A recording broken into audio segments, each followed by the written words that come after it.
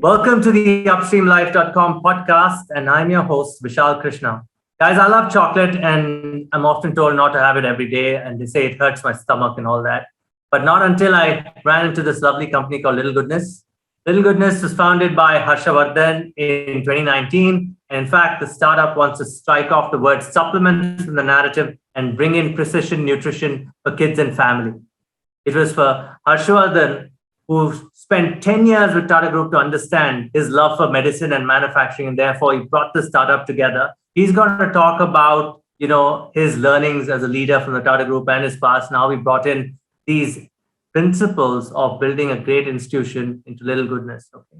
In this episode, he also unveils why it's important for us to start up today. Now he plans to grow in this world of opportunity that surrounds Indian brands. Hi, Harsha, how are you? Hey, hi Vishal. Nice to reconnect with you, and good to see you in good shape.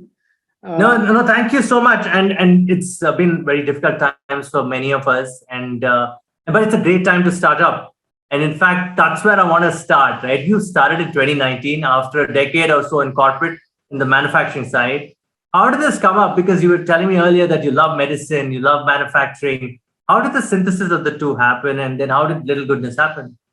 sure. So Vishal, I'll just rewind my career to manufacturing first. So I qualified. I'm a BE in manufacturing and automation. So mechanical and machines, robotics, and all was always a passion. Cars, especially, was a passion from the very beginning.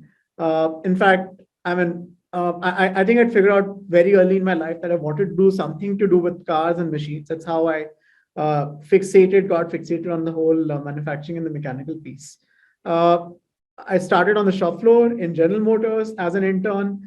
My story has been the story of working with a whole lot of big brands, and then of course coming down to this tiny startup as an opportunity to. But I like the fact that you also started off on the welding floor and all that. Now that not many people do that these days, right? They straight away go into management, right? Yeah, I want you to tell me about that journey. It's very interesting for me. yeah. So I would give it to my mentors. Okay, I've had fantastic mentors throughout my career. The first 2 years of my career, whether it was during my internship or whether it was during my actual job with Honda, was on the job training on the shop floor. A small trophy to show this is a welding spatter, which is still in my hand, carried very proudly because I think that's where unless you are there and unless you are there in the middle of something, doing seeing what is actually happening on the shop floor, you never get a real world sense of how things are made. Okay, and as a person who loves building and creating things, to be very close to it and feel it is something that was very close to my operating range of passion. I would call it that way. And cars, of course, still very passionate about cars. Okay, there isn't a single day I wouldn't open Team GHP and read a fresh review. There isn't a single day. If I had a chance, I would go and actually try and test drive a car. I used to do that religiously until a few months back, until COVID struck. But now, of course, I don't get the time to do it. But yeah, cars are a passion, will be a passion, and someday, of course, if I get a chance to be back in that industry, why not? But right now, the passion is, of course, food, and food also came from working in healthcare. I had the unique chance, again, a combination of having some great people guide me in my life, some really fantastic mentors and bosses who kind of threw me into the deep end and said, look, find a way to survive and grow. And with their, of course, active mentoring, I made it to starting up Tata Health in its initial phases, growing it to a small, I would say, 100-member team where I was leading the consumer and the corporate side of the business. Great exposure, and it gives me great pleasure to say that Tata Health is now one of the biggest telemedicine consultation platforms in the country. But kudos to the team which has made this happen. But that is also coming from my passion in healthcare because at an early age I used to read Robin Cook's. Robin Cook was one of my favorite authors, and today, one of the series that I watch is on Netflix. Is this a series called The Good Doctor? So the passion for healthcare and the opportunity to make a difference to people's lives is something that excites me, and kind of is what drives my passion. So that is how the whole discovery of nutrition and wellness came in. What I also realized was healthcare is in India is quite fatalistic, right? COVID has proven it. I mean, Fatalistic, but they're happy to take your money. yeah, fatalistic and take your money. So because I mean, look, at your deathbed or when you're about to die and you really want to live, of course you will open your pocket and pay for it, right? But what people don't realize that the 90% of the issues can be cured at the early stages itself. Uh, Diet, lifestyle modification, mental health, and all those things coming together to make a difference. So that is something I learned at Tata Health. But what I was also very clear that having done a stint in healthcare, I did not want to go into pure healthcare. I wanted to be on the side of wellness. And around the same time is when my daughter Tara was born, around 2017 end, is when I started really thinking of doing my own startup. And 18, 19 was about really kind of figuring out what exactly to do. I thought about baby foods because Tara was a baby and, it's a fantastic story to tell everyone. I came up with the idea when my baby was born and I had the insight and all that stuff. I realized that, look, that market is very small. In fact, we would also just purchase a few known brands, rarely step outside the comfort zone of those brands and look for a whole lot of validation before venturing out and buying new things. So that is when we realize that the bigger opportunity is in the older age groups, and this is the age group of 5 to 18. We all think of them as being part of the family and they're part of the family palette. But the reality is, kids have very different physiques. They have very different growth rates. What we consume as adults and what they should consume are two different things. For example, sugar given to an adult is poison, potentially poison, but sugar given to kids is not actually that bad in the right formats, right? So the way kids food and nutrition is very different from adult food and nutrition. That's when we realized that a lot of the popular brands in the country which had started with kids as a major focus. So you go back to the Maggie ads of the 90s, you will find that the focus of the Maggie ad is actually the kid, not the mother. The mother is shown as doing something for the kid, but it is the kid in focus. But now you look at Nestle of today and you look at the portfolio, it is adult focused, right? So we said, that's how the passion for manufacturing and the passion for healthcare and nutrition came together to create Little Goodness. But I will also say this, Vishal, in being in automotive manufacturing, where I used to see mega plants, and then the first time I walked into a food manufacturing plant was quite it was quite underwhelming. I was like, okay, what is this? This is a tiny shed. That's it.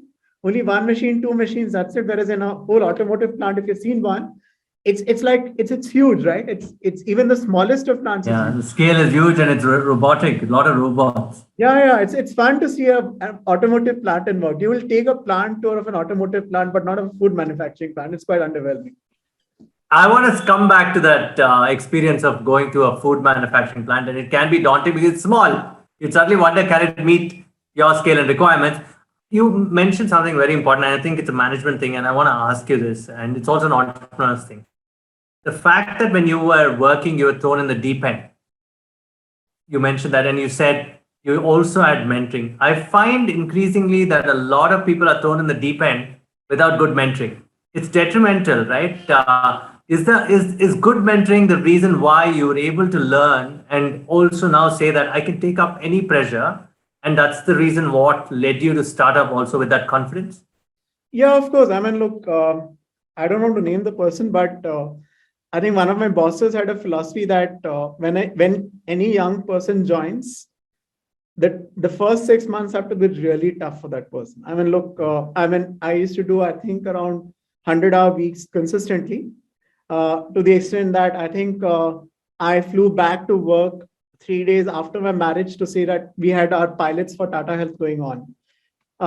So I think that kind of conditioning with the knowing that there is someone who is not going to point fingers at you for your mistakes, as long as you're learning from them and not repeating them, was always a huge comforting factor. Okay, and I think that makes a huge difference, whether it's for a startup or any youngster, knowing that as long as you're playing within certain boundaries of professional etiquette and you're actually making a forward movement in life and in career, as long as you fall and you fall in the right places, there are people to cover you. It's a huge comforting factor. And I think credit to the Tata Group. I would put it this way that I've been in GM, I've been in Honda. Both are entrepreneurial organizations in their own way, but I think in terms of being entrepreneurial, intrapreneurial, I would say, there are very few groups like the Tata Group which give you that opportunity and empower even young people like me. Like when I started working on Tata Health, I was 26, 27, and by the time I started Tata Health, I was 31. So I literally had, hired the first leadership team for Tata Health when I was 31, 32. So that's the kind of exposure that I got in the Tatas. And I don't think many groups would give you that kind of exposure like the Tatas would. And instill at the same time, instill in you a sense of value and ethics, which I think is very critical to the way that businesses should be run. Yeah, of course, in startups, you of course make quite a little bit of make some compromises on processes. You want to get things done faster, but of course, without compromising on the basic ethics of how a food startup should run. But the whole value system of working in the Tatas, which came from working in the Tatas, I think it'll continue with me to my till my entire professional career. That's fantastic. So it's important, right? Because when you start up, you just can't. Do you say that you need a certain level of preparedness to start up, certain mental preparation? A lot of people say if you haven't started up today, you haven't, you're actually missing something. But is that something where you said, okay, I'm mentally prepared to start up? It's financially draining, physically draining, right? Mentally more so. Did you have to have these preparation modules when you started up, or you just said, look, I've got a certain level of experience behind me. I have this rallying point. It's about nutrition, kids' food. Can I now take a particular item forward or an hypothesis forward? What was your rallying point at the time? How did it all begin? Because I know 2019, even 2019, a lot of D2C stories were just forming, right? It was only towards the end of 2019 when we saw an explosion of D2C. In a sense, we saw where Boat became a big company. We saw a couple of others like Wow Skin Science, M Caffeine becoming larger companies. How did you have your preparation for all this in 2019?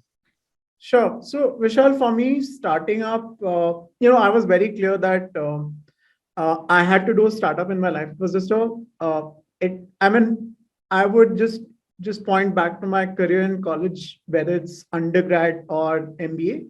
I had started up things and I had done things. Whether it's a small club or take some initiative which was not there already, that was something I'd done, but that's not really a startup really, right? See, in the Tata, so the first, at least the initial phase of my career, I got a chance to do a startup. So, I could have jumped off and done a startup or worked in a startup, but I did not because I had a chance internally. I think the trigger for me was twofold. And the triggers are very different for different people. I have seen people start up at the age of 22. I've seen people start up at the age of 45 and being equally successful at doing it, right? There's no age to start up. It's just a comfort factor. Like for me, the triggers are twofold. One trigger was we had a baby along the way. So I realized that if I don't start up now, when the child is still, or when the baby is still, let's say, in preschool mode, not getting into expensive school, where schooling is quite an expensive proposition in a city like Bangalore, where cash flows become important, right? I had literally a runway of 3 to 4 years where I had to make my startup successful. So I had to time it in a way that I had those 3 years to actually make it work, or then take a call depending on if it's working or not working. Dispassionately take a call on whether I should look at something else. So that was one trigger point. Second was a trigger point, and I keep telling people this. It's a combination of passion and frustration, because at that time, online consultation as a platform itself was still early days. People were not appreciating the value. Doctors did not see the value of online consultation. They're like, I anyway see 100 patients in my OPD clinic. Why do I need online consultation? Yeah. The fact that the rules itself were so hazy when it came to teleconsultation at that point in time. Yeah. So see, for me, I always wanted to do something of impact, something of scale, which is where that decision was made, which is whether I should use an existing vehicle to do it or create my own vehicle to do it. So I thought that was a trigger point where I felt it's the right time to do it. And yes, 2019 was early days for D2C. There were very, very few brands. and very few VC funds kind of supporting D2C, and a lot of capital, not too much of capital chasing ideas. Yeah. So it was an important decision. And when I took the decision, and this is something that I think every entrepreneur at my stage would do, is to ensure basic financial security for myself and for the family for a certain period of time. And second is to ensure that we are very clear on the path that we want to take, right? When I say clear, you should know that you're going from Bangalore to Bombay or Delhi to Bombay. You should know where the destination is. You might traverse it through different modes or through different routes, but you should be very clear of where your destination is. If you're not very clear of your destination, then of course you should not start up. So I was And very how do you ensure that the destination is not hazy? Because everybody will say, I want to be a 100 crore company by 2025 or 2030 or something of that sort. That is not the platform on which you want to build a company. There are several other things, I'm sure. Correct me if I'm wrong with that question. So Vishal, since I was already on a platform where I knew what the existing platform was like, right? So for me to make a logical decision to go to something else had to be bigger than that. The vision had to be bigger than that, and the vision had to be something that I could really control the trajectory of. So for me, it was very clear that whatever I had to do, I had to touch at least 10 million kids, at least in the next 3 to 4 years. So, and this is part of our vision as a company as well, that by 2024, we want to be touching at least 10 million kids with our products and services. And we want to be X hundreds of crores in that period. Okay. That vision was very clear. That, for me, that was a destination point, saying that, I see this happening because I see a confluence of factors happening. Some of those accelerated by COVID, some of those actually kind of overcrowded because of COVID and the whole funding boom that has happened in DTC or D2C or whatever you want to call it, or the proliferation of consumer brands. But, when I started off in 2019, I was very clear that this is where we wanted to take the company, and we want to find all possible ways to take it there. Some ways may not succeed, some ways will succeed. Once we identify the routes and the modes that will succeed, that is time to press the accelerator. So you're saying it's important to have these points that impact X number of people by, or kids in your case, by this. You set that deadline realistically based on a few calculations. Absolutely. And obviously because you've invested your own money at the time, right? Yeah. Right? And you're saying that be realistic about the targets that you want to go after, even if they're ambitious, but you need to have a plan. Absolutely. So, look, ambition without ambition without a plan is empty talk. Yeah. I could be held accountable to the statement, but people could say, look, but the thing is, one, you need to have an ambition. You need to know where you want to be, right? Yeah. And then you should logically break it down into smaller steps, and those steps should all add up to what your ambition is. If it's not adding up and there's a delta, then there's a serious problem with either you or your ambition, right? It's interesting, right? The ambition is also the follow-up, right? You set a plan goal, you need to work towards it, and it's not easy. Correct. It's not at all easy, especially when you're in the middle of COVID, and whatever plans you've made. For example, we used to have a fresh food business called School Meal, which we had acquired. Which is an amazing business to be on. I mean, I would want to see those models come back, because there's one more business like School Meal, like Monkey Box or something. Right? I think there were interesting models, right? Kids need good meals. Yeah. And it's a category to be filled. Nobody's done it yet. Yeah, it's a category to be filled, but it's also quite a challenging category. Whether it's us or Monkey Box or every one of us, I think the models are still forming in that category because, there are too many stakeholders in the whole operational part of that business. There's a school because you need entry into the school. You don't want, and then there's a delivery person. There is the food preparation part. There is a parent. Then there's a kid. End of the line is a kid who, if he doesn't like the meal, is not going to take the meal again from you. And then there's a peer set which influences the kid, so which positively or negatively influences the kid. So all of it is it's a pretty complicated, but it's a business which is very interesting, and it's a very hyper local business. People think of it as something that can be scaled nationally very easily, but the reality is schools don't work the same way that they work in Bangalore. Schools are different in Mumbai. Schools are different in Bombay schools are very different in Pune, right? So the operational part of it is quite complex. It's not like a regular cloud kitchen. Your timings are different, your meal preferences are different, your parents are different. For example, in Bangalore is a pretty cosmopolitan crowd, so we get all kinds of parents, right? There are parents who don't care for 20 rupees. There are parents who fight for even 2 rupees.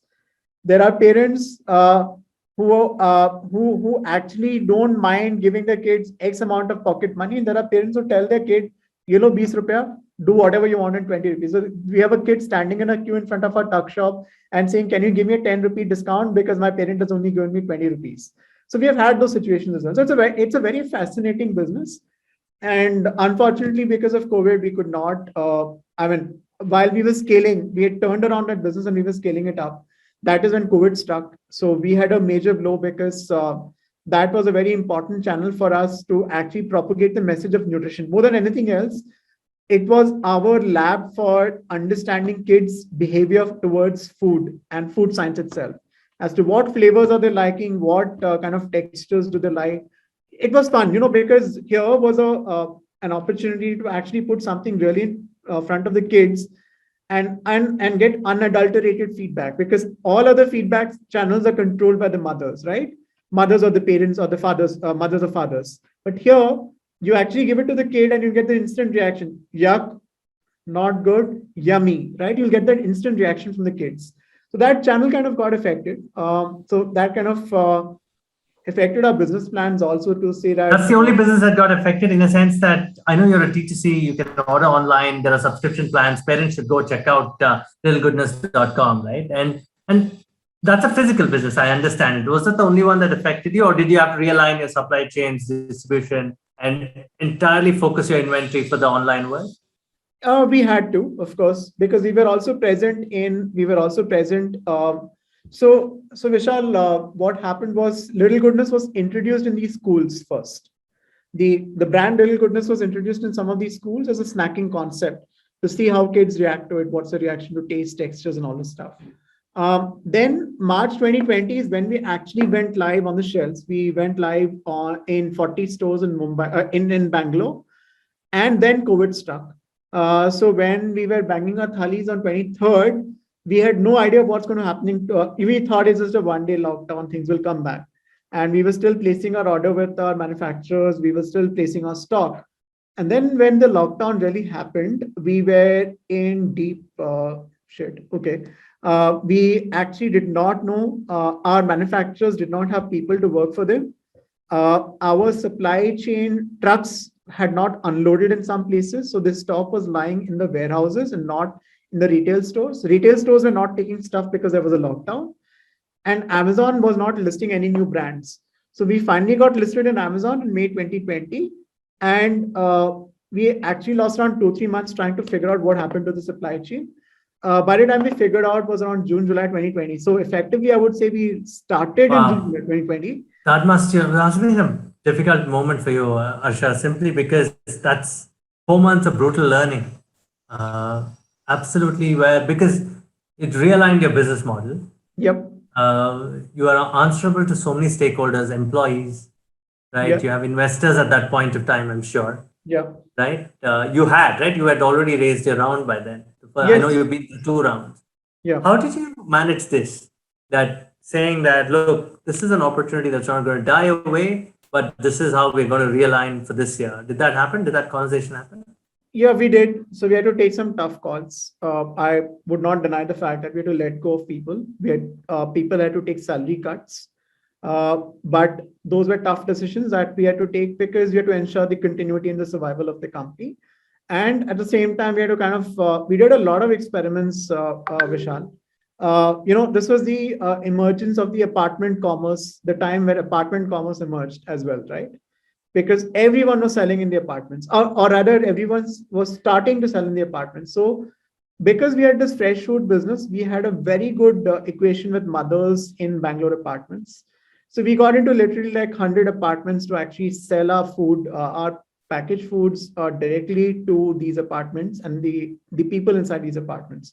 So at one point, we used to do around 400, 500 orders a day there. That was a very interesting learning phase. So I mean, the beauty of leading through a crisis, and I really believe in this. This actually came as an input. I did not think of it until recently. That a crisis presents itself in multiple ways. So you have to be tactical to realize some of the opportunities which are there. And the opportunity which was right there in front of us is there are so many apartments where people are actually craving for healthy snacking options because school has suddenly shifted online. Parents are also working online. They did not know what to do, right? And that experiment ran well for 6 months. Till IPL 2020, we had a great run there. Then we realized that by that time, Swiggy was back. Swiggy was 100% back. Uh, Swiggy had started hiring people back. Swiggy and Zomato had started hiring people back. Restaurants are back. So then what we realized is the snacking options had gone up and we were actually competing with some of the existing options which are coming back on the table. So we had to turn down our apartment focus. At the same time, we kind of ramped up our Amazon focus. We said we have to move from hyper local to national, which is around October, November is when we started really ramping up our Amazon sales. And mind you, our website was in a bad shape at that time. We had gone for a WordPress website, and that was a bad choice. And Big Basket was not listing any new brands. We kind of fought with Big Basket and finally got listed in January 2021. No other, I mean, most of the big websites, big portals were not listing us. Why weren't they doing that? Why? I mean, you have something that you are. I mean, there's supposed to be platforms to be supporting new products and new identities, new categories, right? What was the reason they said no? I would say Amazon and Flipkart did support. I guess they supported most people at that time. Yeah.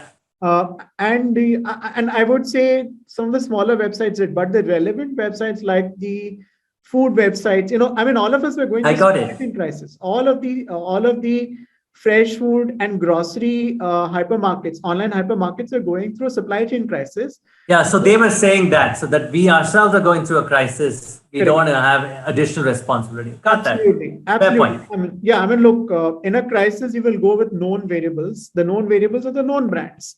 Why Yes. would you onboard somebody new whose market presence is not known? You have no idea of how the products are going to fare. So I totally understand the business decision behind it because it makes sense. I mean, I would cut down the number of SKUs in my portfolio in such a situation because I don't want complexity of supply chain. I want reliable vendors. I know people who I know can sell on their own because the consumers are looking for trusted products, right? So I totally understand that. But as a small business, as a startup, of course we got affected.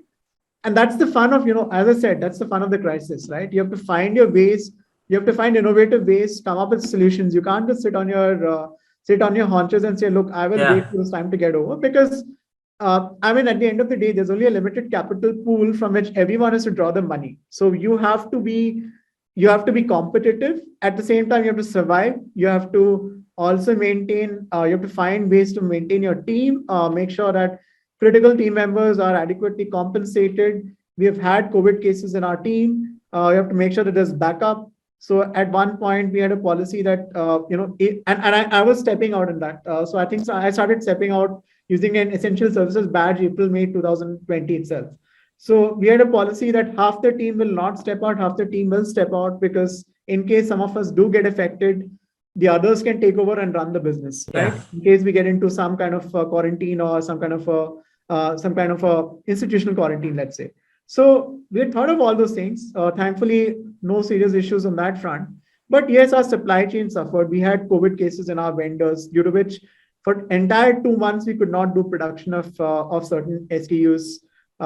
We had major issues in the logistics itself, where if we place an order, normally trucks would take 5 days to reach. Now it was taking 10 days to reach, 12 days to reach. So I think it's been as you said, majority of our period in the last 2-3 years have been handling a crisis.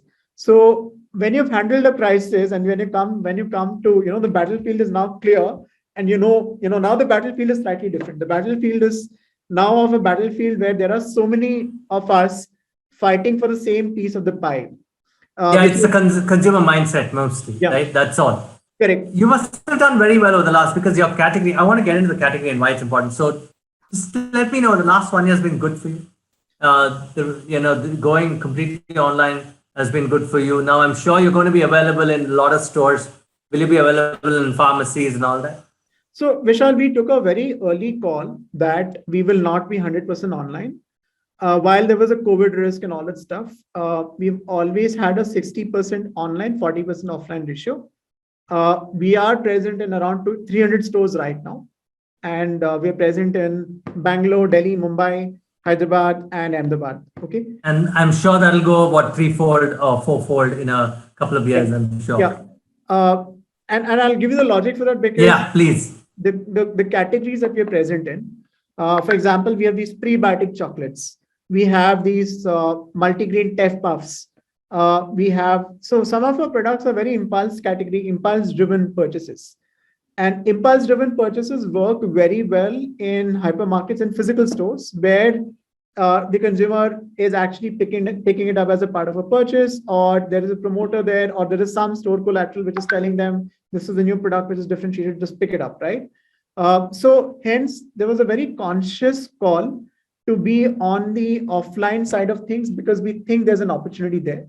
And practically for all purposes, we were very clear at some point to scale to scale in food, you have to be present offline because very rarely have food brands scaled purely online, right? You will hit a 20-25 crores kind of revenue run rate, ARR, and then you will kind of stagnate there. So we said we have to figure this out because the kind of products that we had in our portfolio required that offline presence. So we've been there. We've kind of calibrated, just that we've had to calibrate on and off depending on the COVID situation, the number of stores, the stock which is present, etc. But I think what I can confidently state is at least in 90% of the stores, the stock that we have would be stock which is would not be manufactured no earlier than July 2021, which means we are turning around our inventory decently fast. So in fact, this month, all our July inventory is gone. It's mostly August 16th onwards. So I think that's something we are proud of, that we're able to move our inventory and show results offline in spite of whatever situation is there on the COVID front. I'll revisit that offline online because I want to talk about, how do you move inventory? How do you churn inventory, especially in a category like this? I want to talk about the categories, two important words that you used, prebiotic and teff. Yeah. Teff is a grain. Yeah. Teff is a grain, right? It's an African grain of sorts. Correct me if I'm wrong. I want you to tell me, how did you come upon the teff thing? And how did you find prebiotic? I know prebiotic chocolate, not heard of much in India at least. How did you balance the two? So the categories, I'm looking at your website, of course. You've got everything from crackers to, chocolate puffs, jaggery, and you've got what, B12 jaggery. That's what I hear, right? And you want to explain all of these. And the goodness of it is, it can be sinful but healthy also. That is, for want of a better phrase, I'm using it, you can correct me. I want you to tell me why choose teff, why choose prebiotic, why choose B12, and what types of categories work, what were the experiments, what were the failures in certain categories that you had to either reduce the, packet sizing, or the portion sizing, or completely do a new launch. And tell me about the experiments that you're doing every day in this. Sure. So, Vishal, for us as a company, there are 4 major nutritional deficiencies that we are solving. So we focus on vitamins A, B, C, D, and we focus on protein, plant sources, vegan protein. The fancy word today is vegan, but we say plant or vegetarian sources of protein. Then we focus on zinc and iron as major minerals, which are required. Zinc and iron, which are major minerals required for immunity boosting and anemic health of kids, especially female, especially girl child. And then we also look at we are also looking at cognitive health in a big way. So omega-3, omega-6 are major areas of focus for us. And we wanted to reduce the excess of unhealthy carbohydrates and fats, which is reduce the amount of sugar. And so I'll actually give you specific examples of how this ties into the kind of experiments that we have done. So the products are oriented around this nutrition philosophy as it is. And what we also have a philosophy from a business perspective is each of these should be attacking an existing large category in the market. So if you look at chocolates, really, right? Chocolates as a category is a 15 to 20,000 crores, do any slicing, dicing, etc. 15 to 20,000 crore market. We said, let's not be too ambitious. let's at least be 1% of that, which is a 150 to 200 crore brand in itself, right? And we have a perfect example of a brand which has been created for kids in that category, which is Kinder Joy, where actually, I would, consumer insight is that the kids buy it for the toy, not as much for the chocolate, right? So we have a fantastic insight as to how category disruption can be created by introducing something new, which is interesting. So when we looked at the chocolate category itself, we found that the whole innovation around healthy chocolate was around just introducing more cocoa into the chocolate and adding a little bit of fruit, nut, dry fruits, and all that stuff. That's it. So then we said, let's try and attack it from a slightly different way. Let's try and attack the sugar in chocolate. How do you make the sugar more useful in chocolates without compromising on taste? See, the good thing about chocolate is you give a kid a chocolate, they will eat the chocolate. They will never say no to chocolates. So people have questioned us as to why we are a healthy brand and we are still in chocolates. The reason being that it is a treat. It's a treat that whether you or me or any child will never say no to. It's just that nobody's actually thought of how do you make it better, right? So then that is how the concept of prebiotics came in, which is we add fruit sugars, natural, these are called fructooligosaccharides. It's a natural powder which is extracted from fruits and vegetables, and it is inserted into the chocolate as a natural sweetener.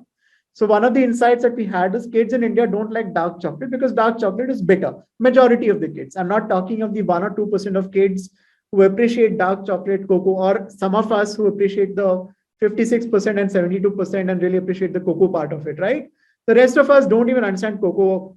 I mean, we don't know the difference between a chocolate bar, which is basically most of us are eating candy. Yeah, You're actually eating candy, right? not chocolate. So, yeah, so we said 3 prerequisites. We said let's attack the sugar, let's make the sugar healthier, let's add something to it which adds real nutrition value to the chocolate. So hence the prebiotic part of it, which is a healthier form of sugar. Now we are also launching jaggery chocolates, by the way. So we are actually replacing white sugar with jaggery itself. We'll have more variants of that coming out. Third is adding some goodness to it. And so we added teff and quinoa to it in a crispy form, which is a teff crackle chocolate. So you'll find that in the screen. We have a teff crackle chocolate, which is even healthier, where you have actually got protein, you've got zinc, you have all the vitamins and minerals coming into a chocolate. So we said, this is how we want to change the category.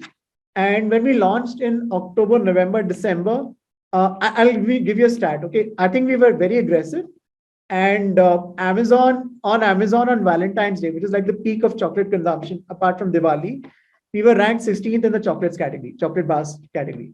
So somewhere, I think we have made a dent in that category. I think a lot of distance to go in terms of distribution. You asked me about learnings from launching chocolates. We have had major cold chain issues with chocolates. We were not prepared for Delhi summers.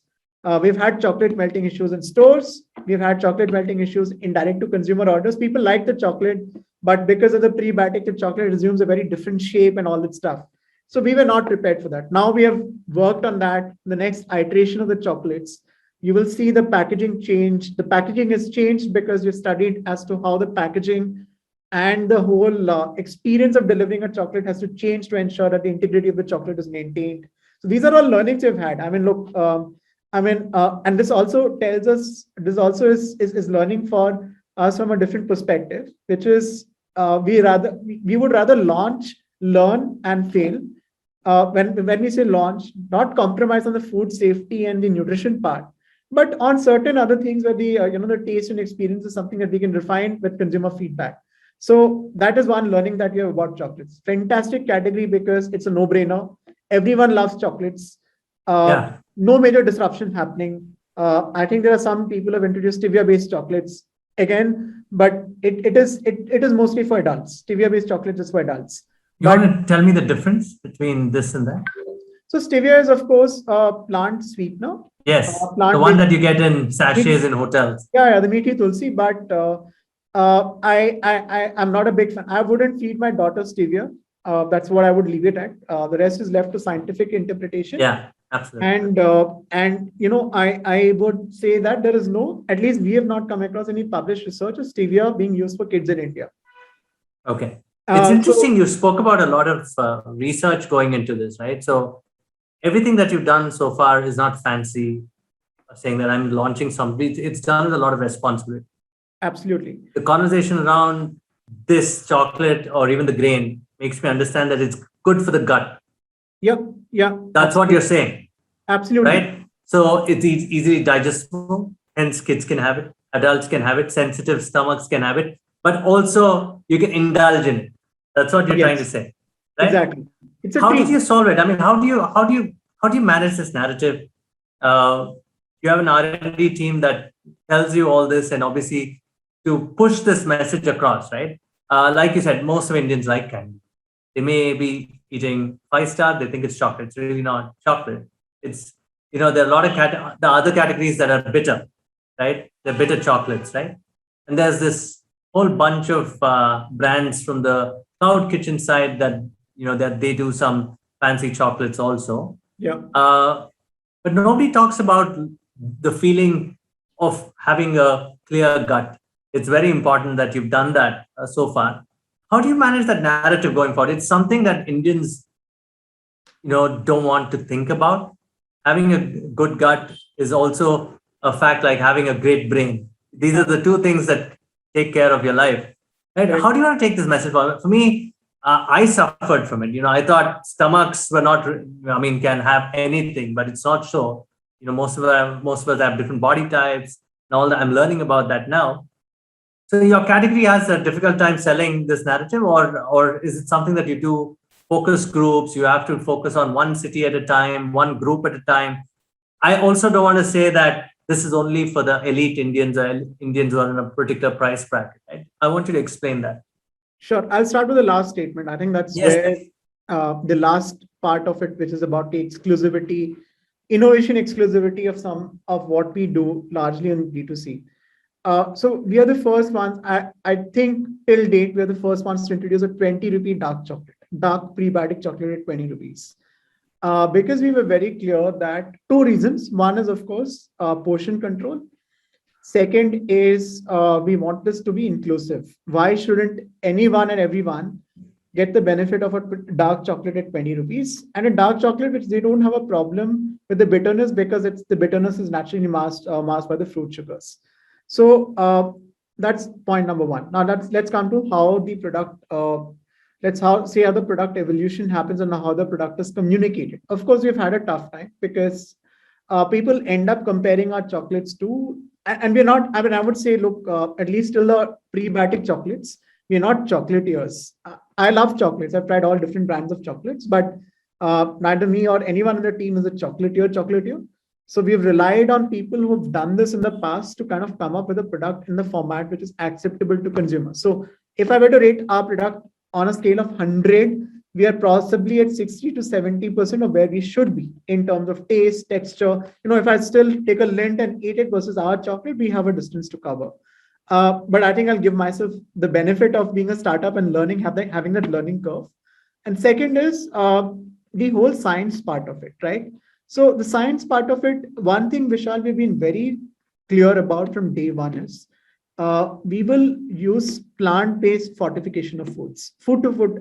What one of our advisors, senior scientific advisors or science chief scientific officer says is food to food fortification. We will not use artificial ingredients to fortify our food. So it's very easy to add vitamins A, B, C, D to our chocolates and make it seem healthier. But what we have tried to do, whether it's any of our products, is find natural ways to enhance the nutrition of it, because we believe that's a philosophy in the company itself, right? So we are working on certain products right now. Even the vitamin B12 that you just mentioned, it is B12 which is actually extracted from palm jaggery. We are not doing any artificial ingredients. So people ask us this question. So we've got a lot of Facebook abuse for this. Normal jaggery is available at 50 rupees a kilo. You're selling jaggery at 2,500 rupees per kilo. The reason is because this is very specialized process that our manufacturer actually goes through in extracting the B12 from palm jaggery, micro encapsulating it and putting it back into the jaggery. It's like a pharmaceutical process. And it is a WHO GMP certified facility which does it, which ensures the quality of that process. So some of these, of course, as a consumer, there are questions. And one of the beauty of being digital is you get consumers from all parts of the country. all parts of the country, each one of them has an opinion, and we respect all opinions, and we have to respond to all queries. So it is an interesting exercise. Sometimes in the morning when I check our Facebook messages, I see some really interesting questions, and actually one gentleman went to the extent of actually calculating the B12 content in our product and saying that why should I not just eat raw palm jaggery, and sending us a report on it. So there are people who are very involved with products these days. More power to Google, more power to Facebook, more power to Instagram. But that is the responsibility that's placed on us as digital brands, that we need to live up to that responsibility and be scientific and evidence driven. So what I can say confidently is, Vishal, each of the products that we have tested it in the lab. So anything that is on the label is lab tested. It's not something we've calculated it. Okay. And it is anything that we are also very clear.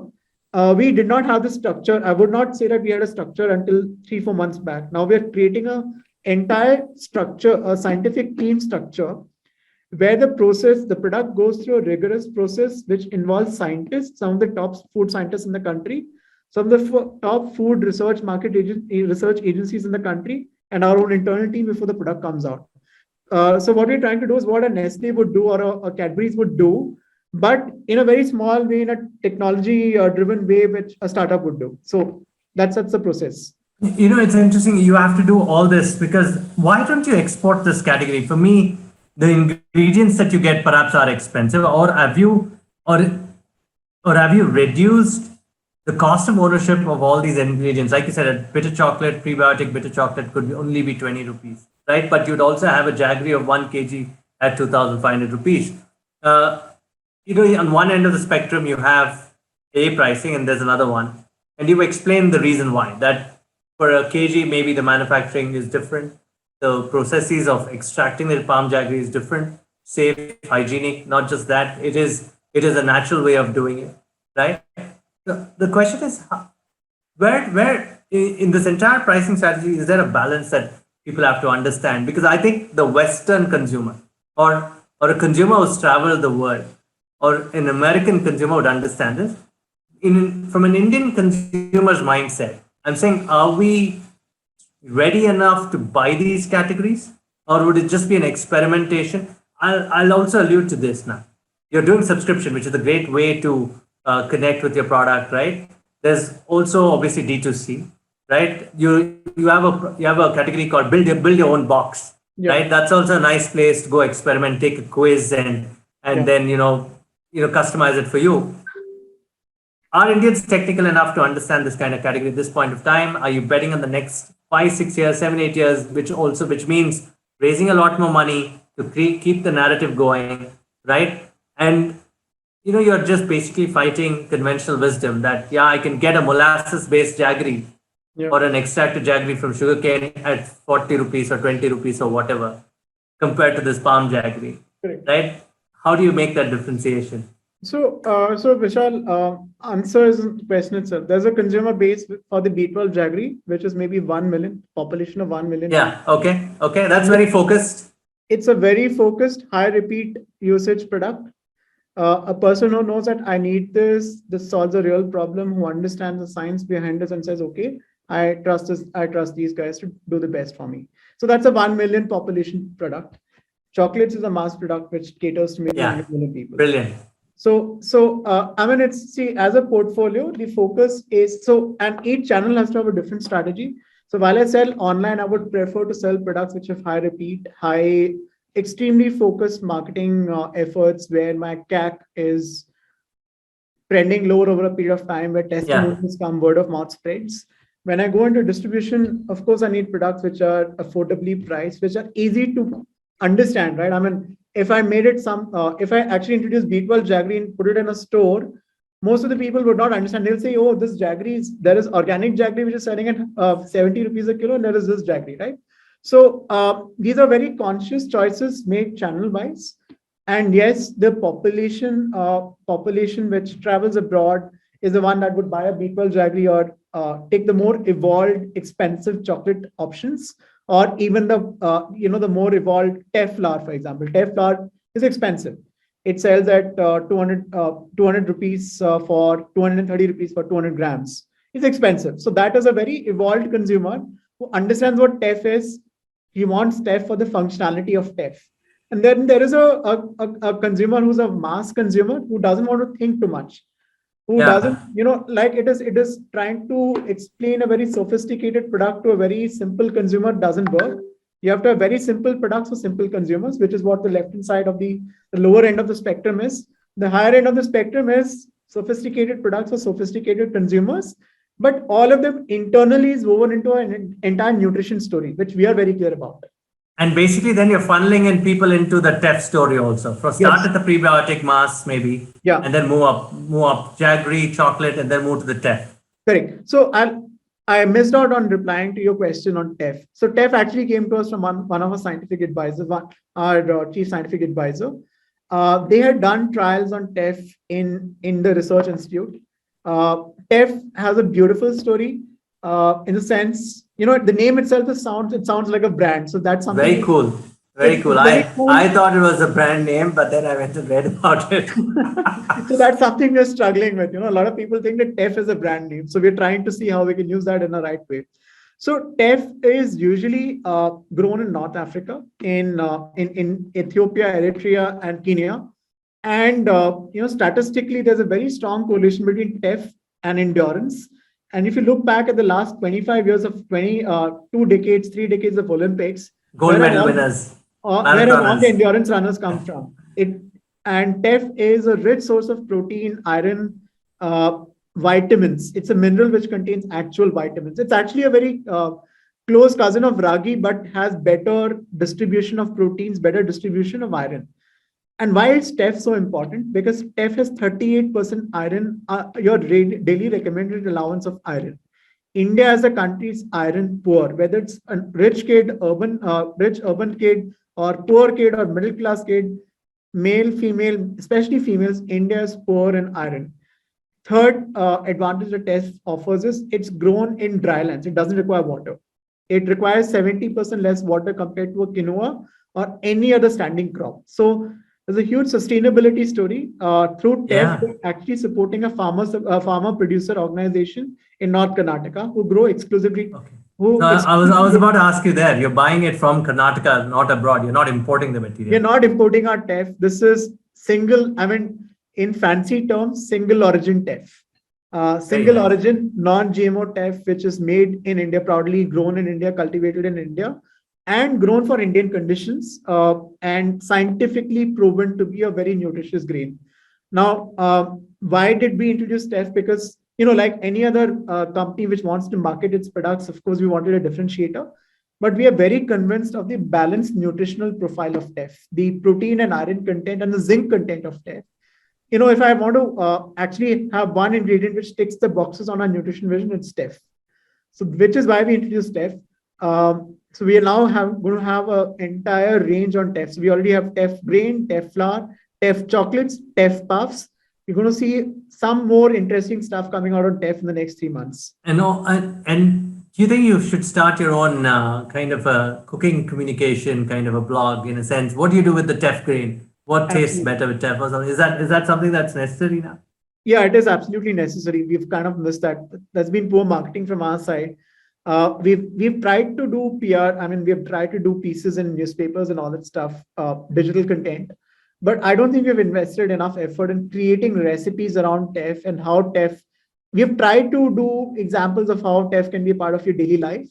Yeah. But I don't think we've invested enough. TEF has had some really surprising celebrity bios, and we discover those names when we see them buying on Amazon and on our website. So I don't think we've leveraged those connections very well. So I think, we'll put it down to ourselves. I don't think we've done justice to TEF as much as we should have. You'll see that correction happening soon. And as you said, a lot of these things need to be explained to consumers in a very simple way, right? The normal consumer may not understand TEF and as to why a grain is priced so expensive. But absolutely, because you have two ends of the spectrum. They may just get lost in that narrative. Correct. And they will not know how to cook it as well, right? So it's easier to introduce TEF to them as a part of formats which are very easy to understand, which is the puffs, for example, or the chocolates, right? Puff is And an I like, example of, go on, go on. Pardon me. I had an interesting question. I'll bring it to you because in this entire conversation, you didn't say organic. I want to talk about why. Talk about the puffs part. Let's get back to the yeah. organic in a So bit. Puffs is a way of introducing TEF into daily, a common man's life or a middle class person's life, or somebody like me. I would take it through Puffs because As a I, snacking option. yeah, Yeah. it's a snacking option, right? So it brings in the goodness of TEF through a format which kids love, is what we have done. For the slightly more evolved consumers who want to use TEF in the purest format, we have the TEF green, the TEF flour, and the TEF chocolate itself. And that's how we want to keep it very simple. Because if you try and, like startup, and I'll come back to the question that you asked. Yes, we are a startup that will require capital, at least in the next 3 years. We've been blessed to have backers who have put in capital Who into are us. your backers at this point of time? And I So know there's a it's not out in the public as to who, how much, right? It's not out in the Yeah, public yet. don't want to keep it. I want Yeah. to keep it Yeah. private research. But so we have a family office of Sergeant Pillai, who's a US based entrepreneur, made his Yeah. money by selling, was being the CEO of UST Global. Then we have a Japanese fund called Beyond Next Ventures, who are heavily into health and wellness. And then we have a Mumbai family office. These are the three major backers that we have. Fantastic. It's And important for these type of people to back you because they perhaps understand the health aspect of it to build a sustainable business around this. yeah, and I think family offices take a slightly longer term picture of things, right? So when a sergeant backs me, he understands that this business will require multiple rounds of funding. It is not going to be look, it's if you're trying to create a Nestle in the 21st century, it's not going to come overnight. And it is going to come with sacrifices, whether it's investor sacrifices or the founder sacrifices. It's not going to be easy. So that is where you need people with a slightly longer term understanding of business, who've done businesses themselves, created businesses themselves, who've done dhanda themselves, to step in and say, look, we are okay with what you're doing right now. Show results after 2, 3 years, which is where the real test is. So I think for us, from our perspective, 2022 is going to be the real test for us. No, I think it'll be a good year also. And, I'd love supporting brands, young brands, and especially products that, like I said, little goodness is all about the gut. And it starts there. Fix your gut and everything is fixed, guys. So my point is now you've got nutrition plans also. I mean, where people can chat to your company. Yeah. You have a product called NutriVis. I want you to quickly talk about why have you launched that product, because it's also a data product that can help you build better products, right? Because if you are, it's a consulting model where you customize. I'm presuming that's the right model, and then using that data to now go into your brand R&D and say, okay, can we launch more products based on these data points that we've got from our subscription plans? So, Vishal, NutriVis was an experiment, frankly, to figure out whether mothers are looking for Okay. real-time online help. We did get a lot of interesting use cases from there. Yeah. A part of NutriVis is what has been automated into the whole subscription model. Okay. And Fantastic. And NutriVis as a community will now we are actually forming a larger community of mothers and interestingly teenagers, because that's a segment we think has been ignored for the longest time. I think so. I think teenagers are still subject to products. I mean, mothers pick up stuff for teenagers. Teenagers don't know. They don't have a narrative. In fact, everything else on lifestyle has caught up with them. Correct. But not the food part of it. You're absolutely right. Right. So that is something we're forming as a community, still in a kind of I would say stealth mode, where that community and how that community is getting formed. But the intention is to move it into a structured format where, as a brand, as a company, what we think is the discovery of the product happens from the community and from consumer insights and feedback. The product is created. Now there's a set of products which goes into mass production, which is the mass product, set of products which goes into a niche and personalization. And at the end of this is the child and the mother, both of whom need knowledge, great products, and rewards. So we are also trying to see how we can make it exciting for kids and parents to engage with our products beyond just the product purchase itself. So that is a major area of focus for us. So how do you create digital interfaces? How do you kind of build, these days with blockchain, or forget blockchain, I think it's just one of the use cases. you can actually build some really cool use cases on the packaging. You can build some really cool Yeah. on the website to engage with the kids directly, where you can use you can use digital, or you can actually kind of make the whole interface interesting for them to learn about why eating good food and nutrition at an early age is important.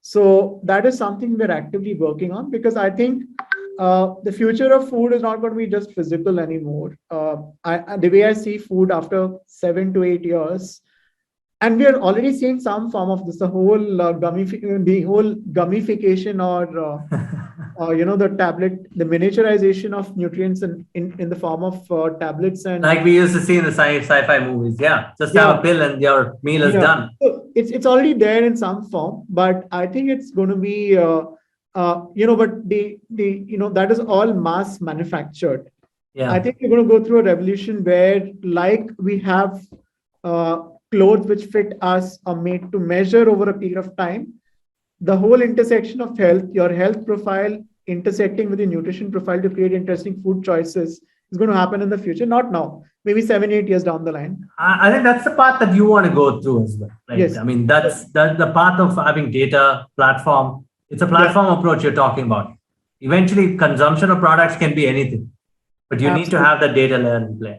Correct. Unless you have the data layer, and there are some really cool startups doing this in other parts of the world, where data is actually used to kind of formulate the product itself, right? Data and user data is actually used to refine the product.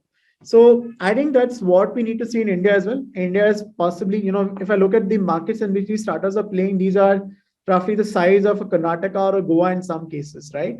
So, I mean, we've got 30 such countries within our fold.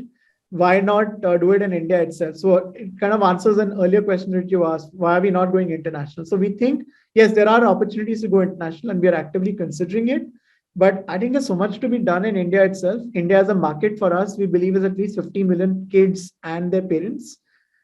50 million into, if I'm able to kind of get 100 rupees out of each of them, is a 500 crore brand.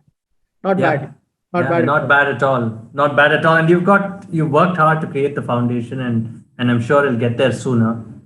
For me, the important aspect is in this mind share for the stomach game, right? Do you think the argument for you is to build an institution or build something and sell to a larger brand that can manage the R&D? Because I think the R&D costs are the highest. I mean, people like Nestle's, Pepsi Foods, all of them, and Coca-Cola spend a lot of R&D on the food for mass manufacturing. This is very niche. Do you see? I like young brands because they can stand on their own feet. If you get to 500 crore, you can stand on your own feet. You can then push to 5,000 crores. Yeah. Yeah. What is your mindset at this point of time? Or you're saying that, look, at this point of time, just enjoying building a startup? Very tempted to give that answer.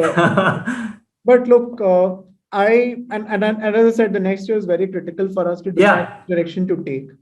But I would say, look, I would I would love to create a Nestle out of India in the 21st century. 2021, if a Nestle was to be born out of India, how would it look like is what we are looking at. Okay. So if that means to create another Nestle out of India, why not? Correct. So that is what frankly excites me, which means a longer horizon. And of course, if in creating a Nestle itself thinks that we are valuable enough, why not? Why not? But I would say that, look, those are all. But I would stop at saying that, look, there's an opportunity to create a Nestle out of India, and that's Yeah. what Yeah. But we're the doing. opportunity is enormous. The opportunity is enormous because the numbers, if I look at the numbers, it's huge, right? I keep getting questions from VC funds. We don't see the scale. It's a small sliver of this thing. That is because you're cutting and dicing it in a way that you want to see a certain answer. Of course, which we are also doing, Which right? is their answer. Which is their answer. My answer is, okay, I'm also cutting and slicing. I've done segmentation in multiple ways. I can justify a number in multiple ways. Yeah. Yeah. Reality is, unless you do it, you can't figure it out. And till date, I don't think there's been any success. Kinder Joy is a great example of what you can build with a single product and with a great experience for kids. You can build a Yeah. 300, 400 crore brand, right? And unfortunately, it was not an Indian brand which came and did it. It is a Ferrero Yeah. Rocher which came and did it, right? So why can't an Indian brand just do it? I like that answer. I think we've covered everything. I quickly wanted to, I have three questions, right? One, a business question. How many plants do you work with? How many farmers do you work with?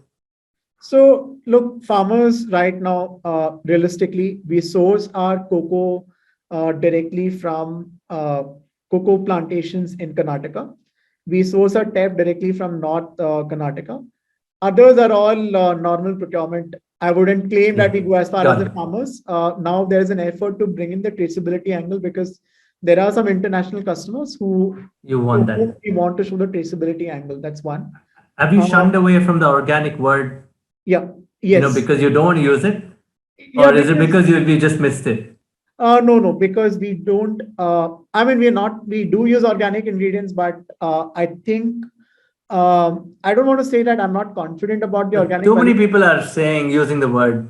It's Yeah, I really mean, not look, organic sometimes. yeah, it is not a differentiator anymore. I don't think it's a differentiator anymore. I think, Yeah, it's just and like AI and blockchain are not a differentiator. They're table yeah, I stakes. mean, look, I did not use AI and ML anywhere in my. I used blockchain though. I used AI. I didn't use AI and ML anywhere in the conversation because today any business which has to run needs to be intelligent, smart, and predictive, right? That is the future of technology. That is the current of technology, and that's the future of technology. I mean, can you imagine an Apple iPhone without Siri helping you with voice commands, right? So, these are hygiene things. Natural, organic. These are hygiene things. Organic in India is perhaps not as evolved as organic in other parts. I've been and seen European plants and European supply chains. I think we need to make some progress, and I see a lot of effort from the government in making sure that the organic certification is cleaned up a lot. I think that's a huge step, but we still need to get there, and we will get there. I'm sure we'll get there. That's why I keep off the organic word because I don't want to claim that we are 100% organic. We are not confident we are 100% organic. Therefore, we don't. That's a lovely point. I want to ask you two personal questions, and easy questions. Your 30-second guide to happiness in this complex world that you're building. Okay. Uh, Make a difference to people's lives and enjoy doing it. I think that's the most important thing for me, which is I believe that as a person, I believe that unless I'm making a difference through whatever I'm doing, positive difference, not negative, of course. I think that's what I believe in, and that's what I think we should all do. The pressure doesn't hurt you. You just flow with it, or it It does. does. This receding hairline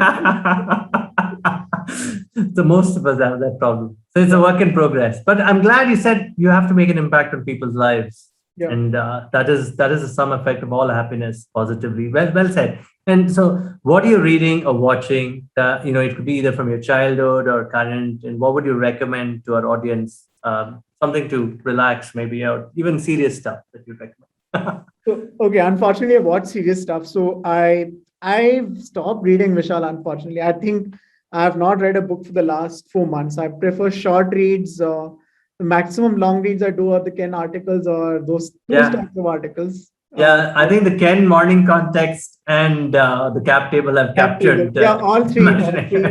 I have to say cap table because it comes from my previous place that I worked at, and it was a lovely place. Your story, right? Yeah. So So yeah, I think all three of them. I mean, that's the first three things I would check from my email inbox. Plus, of course, long form articles from the Economist, and I like reading economics. I like reading geopolitics. I think it's an important part of our lives. I like reading military. I like reading technology, and I follow Formula One like crazy. I don't miss a race. I am a big fan of Formula One. So I watch Formula One, of course, and as I said, I'm watching a series called The Good Doctor, which is about an autistic surgeon. Uh, and I really like, I would, if I were to suggest a watch for someone, I would, and I know it's a cliche, I would say watch The Queen's Gambit. It's the Queen's Gambit. I haven't seen it, so I'll go check it out. The Good Doctor also haven't seen, so I'm going to check it out.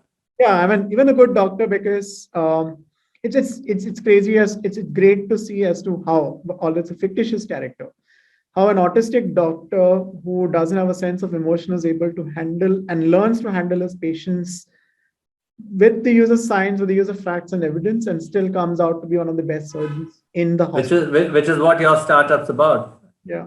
So That's I how you're mean, building it. yeah, I don't want to be short of emotion. So that's something that I'm often accused of, that we're a very serious brand for a kids brand.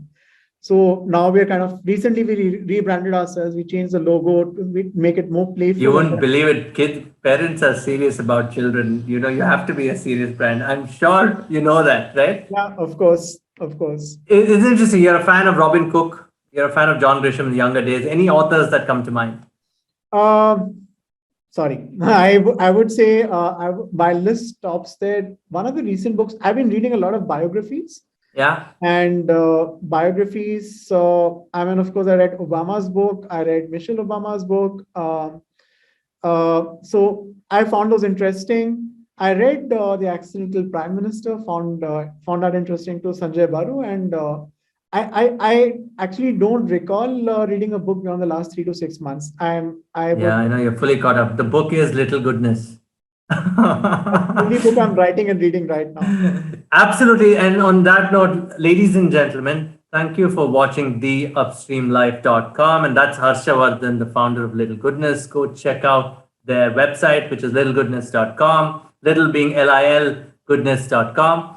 Check out their subscription plans, check out their quiz, customize the box, and check out TEF and probiotic chocolate and other things, among other things, and B12 jaggery and all that. Harshavardhan, it's a pleasure. Thank you so much. Thanks, Vishal. Thank you so much. Nice talking to you and stay safe. Thank you.